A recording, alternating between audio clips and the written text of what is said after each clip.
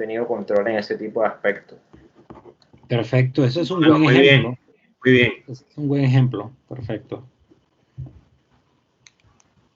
¿Alguien más quiere, antes de que de pronto el especialista nos comente, alguien más quiere hacer alguna intervención, aparte del compañero? También está, ¿sabe si usted si la carne que consumió ha causado deforestación? El compañero nos habló y nos dio un muy buen ejemplo de los smartphones, ¿verdad? Y que el coltán, que es un mineral. Si hay alguna otra intervención, con mucho gusto, si no le damos paso al consultor. Perfecto, sí, no, gracias, Alberto. Y gracias por el ejemplo en cuanto al coltán. Así es, el coltán y otros minerales realmente se utilizan en la fabricación de muchos productos electrónicos. Y qué buen ejemplo ese que comentas, ¿no? En las cuestiones de las minerías y sobre todo de tipo ilegales que suceden en Colombia, ¿no? A nivel mundial, esto ha sido algo que se ha visto desde hace 3, 4 décadas. No solamente, obviamente, en el smartphone hablamos que es un producto que apenas tiene menos de 15 años, pero en productos como televisores electrónicos como tal, desde los 80s, cuando Japón empezó en esta fabricación, pues se vio esta situación, ¿no?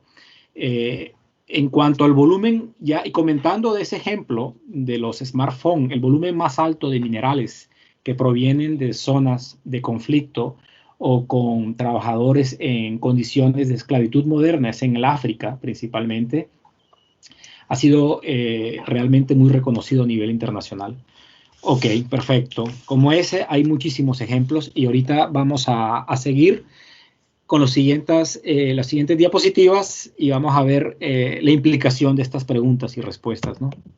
Antes que nada, me gustaría un poco nada más rápidamente informarles qué es una cadena de suministro, ¿no? Porque obviamente podemos hablar de cadena de suministro, pero quiero que ustedes sepan realmente lo que es y lo que implica.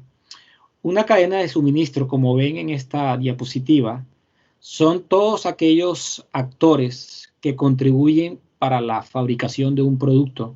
Y esto incluye no solamente la parte física en cuanto a la producción, sino el movimiento de un producto, lo que implica la parte logística y también lo que implica la parte comercial en el sentido de ventas. En este caso, incluye la parte del servicio al cliente y de ventas, ¿no?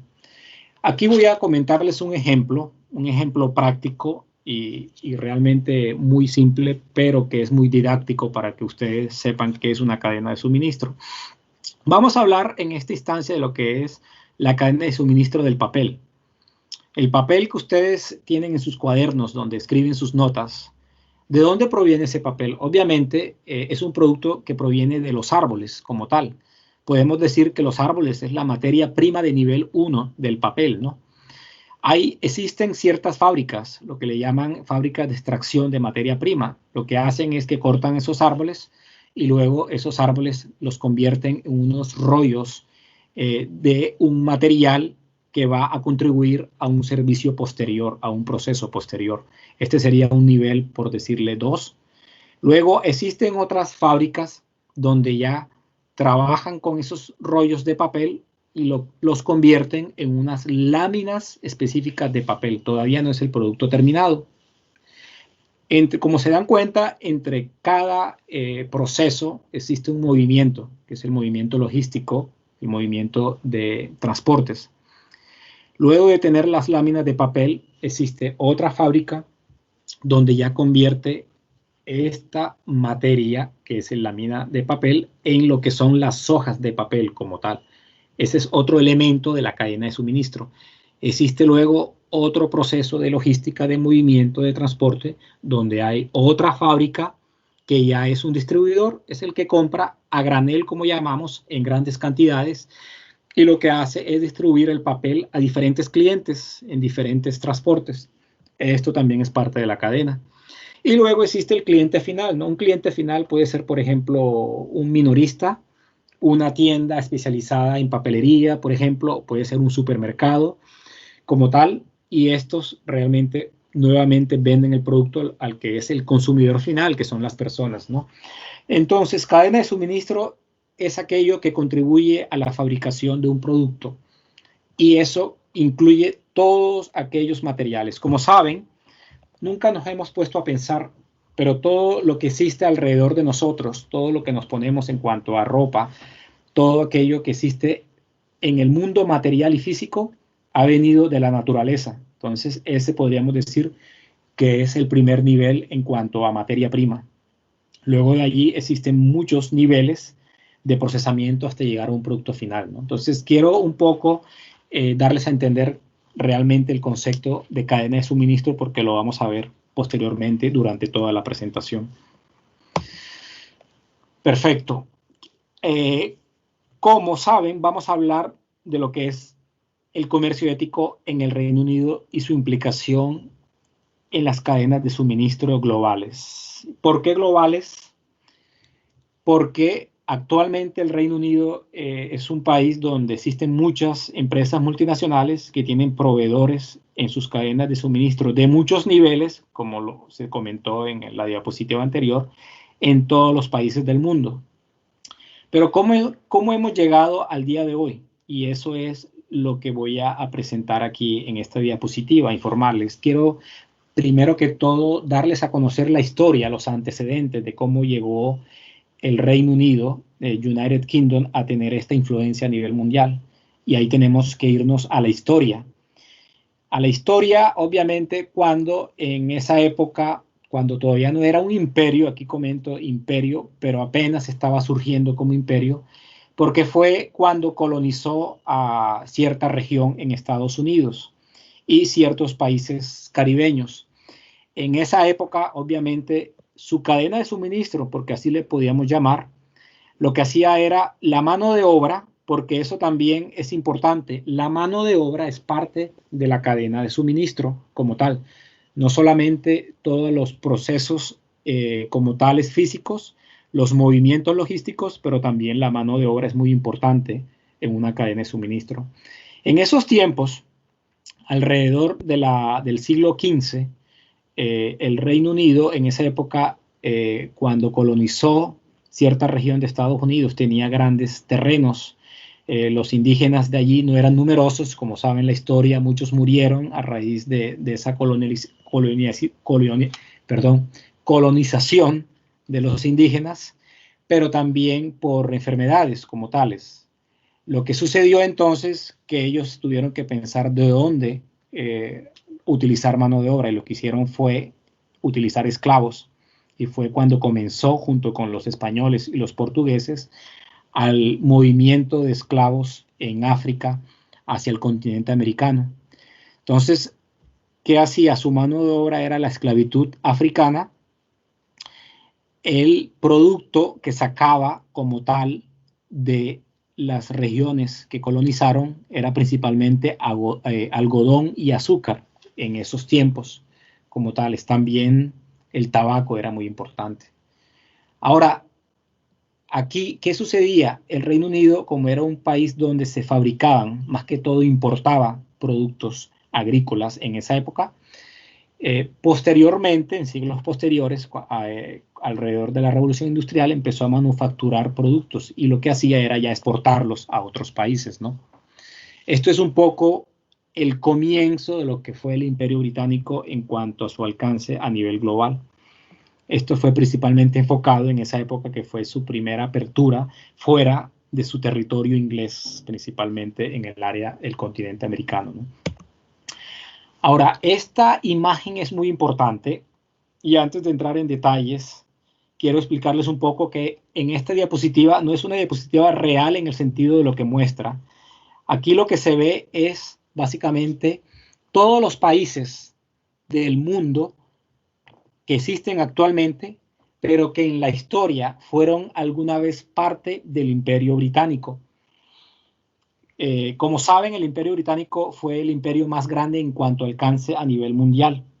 Entonces, esta imagen, cuando digo no es real, quiere decir que aquí se sitúan varios espacios de tiempos en esta diapositiva. ¿Por qué? Porque en un momento de la historia tuvo la influencia en América, pero cuando comenzó su influencia, por ejemplo, en la India o en Australia, ya no tenía tanto la influencia aquí en América. Entonces, aquí están unidos y combinados varios espacios de tiempo. Pero lo que quiero darles a entender es principalmente la influencia que tuvo el Imperio Británico a lo largo de la historia en muchos países del mundo. ¿Por qué eso es importante mencionarlo ahora en cuanto a nivel histórico? Obviamente, a lo largo de los siglos se ha marcado su espíritu mercantil, comercial, que se ha mantenido al día de hoy. Y eso es muy importante recalcar lo que ha venido de la historia, ¿no? Entonces, es muy importante saber la historia en el sentido comercial que ha tenido el Reino Unido el día de hoy en cuanto a los siglos anteriores, ¿no?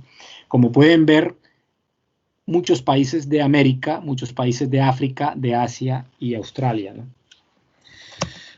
Ahora vamos a la actualidad y es muy importante como consecuencia de las imágenes anteriores ver por qué el día de hoy el Reino Unido tiene una influencia a escala global en cuanto a su cadena de suministro.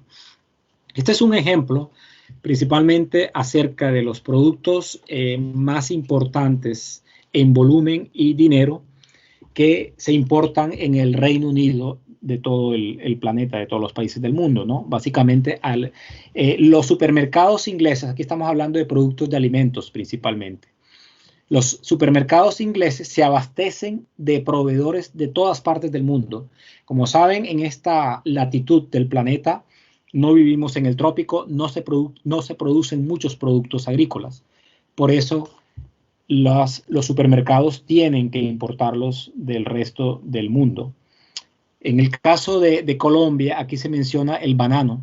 El banano, obviamente, se menciona nada más porque es el top como tal, está en el ranking como número 1, pero aparte de ese, hay muchos productos agrícolas que se exportan, obviamente el café, las flores, el cacao y muchos otros. En cuanto a alimentos, nada más, ¿no? Porque en no alimentos hay muchos otros también, ¿no?